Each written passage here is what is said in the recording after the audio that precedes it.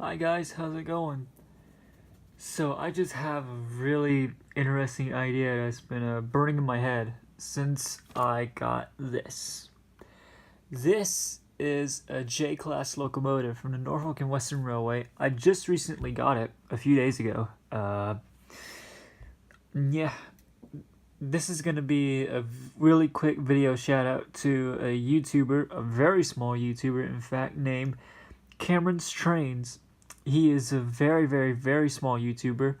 Uh, he doesn't have that many subscribers. I will put a link to his channel in the description box down below, so please check him out.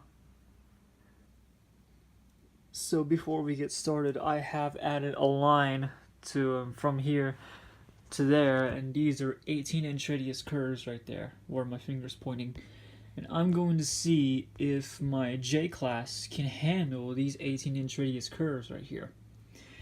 Why am I doing this is because, well, this is a Bachman Spectrum locomotive, and for Bachman Spectrum, this came out, I would say, what, early to mid 2000s ish. Excuse me again. This is a DCC on board version of the locomotive, and yeah, for its age, I really want to see if it can handle these 18-inch radius curves right here. So yeah, this question always makes me think, well, you can get a Bachman locomotive in a train set for around $100 and they can go around 18-inch radius curves just fine, but you buy a super detail locomotive from them or any other manufacturer from the US, they can only recommend 22-inch radius curves. Well, I think it's because of the high detail that they have. It could be that, because I really don't know why it's that, because we want to buy these super detailed locomotives even if we don't have a serious layout. I want to buy a really serious locomotive, super detailed locomotive in fact. Like, hey, you'll never know, might get Broadway Limited or Cato or something like that. But a problem is you only have 18-inch radius curves, and that's going to be no good for the engines. So, as scared as I am, we are going to test the J-Class out. Okay, now let's see. Plug this in. And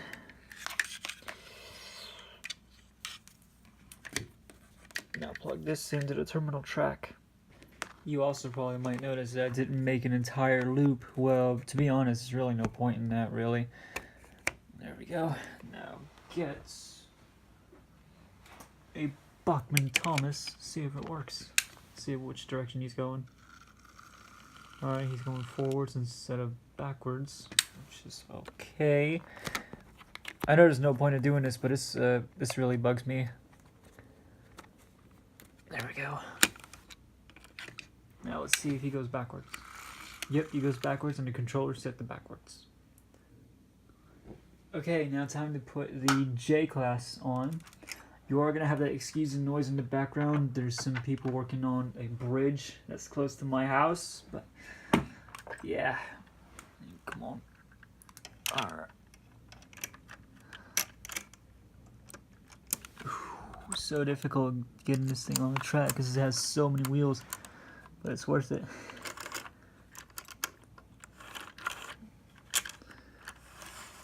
Okay. It's on. Okay. J-Class is on the 18-inch radius line. Oof, I am really nervous about this. Let's get it going. Okay, it's humming. Alright, it's moving. Let's see if she can go around it. Ooh, I'm scared. Can she do it?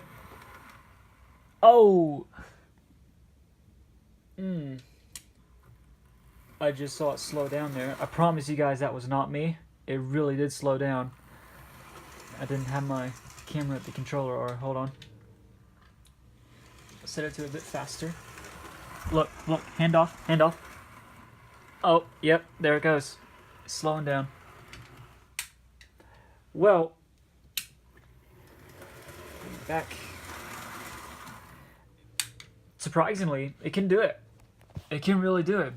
but it's not a huge fan of it, and I think I know why.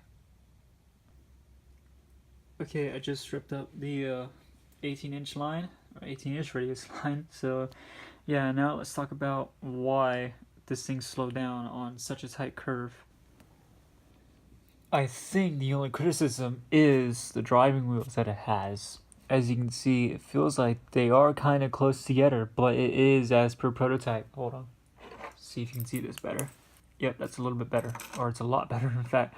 Okay, but yes, the driving wheels, yeah, they are kind of close together, aren't they? But like I said, it is per prototype. I guess that's why they recommend such light radius curves, because the manufacturers really don't want you to go anything less tighter or less than that. Probably because you could, for one, the engine might derail and the linkage rods may jam up or something like that. But yeah, that's probably why they want you to be really careful, and that's why they want you to run this locomotive on 22-inch radius curves.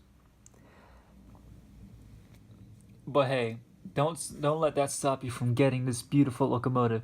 You might get away with it. You might get away with running it on third radius, which I probably believe second radius. This is 18-inch radius, I think. I could be wrong, but yeah, you might get away with it. So yeah, if you want this locomotive, go ahead and grab it. You need to grab it. It is an amazing locomotive. So yeah, don't let that stop you from getting this locomotive. Get it. You need to buy it. So I'm not complaining about modern locomotives not running on 18-inch radius curves. There are a lot of modern locomotives of today that can do it. Uh, I think that might be okay in my book, because I can understand why they recommend 22-inch radius curves for these locomotives, or for locomotives that are this big. But yeah, but hey, like I said, don't let that stop you. Go ahead and buy this, but do be very careful. That's my little something. I don't know what to say to you, but yeah, once you get this, be very, very careful on what radius you're running this on.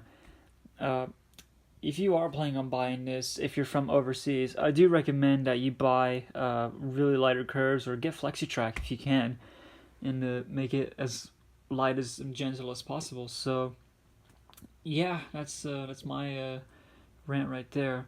Again, I'm not complaining. I hope I'm not, but yeah. Um, get this locomotive. Again, huge shout out to Cameron's Trains on YouTube. Again, he is a very small YouTuber. His channel will be in the description box below. So yeah, go check him out. Give him all the love in the world, and I'll see you guys in the next video. Take care.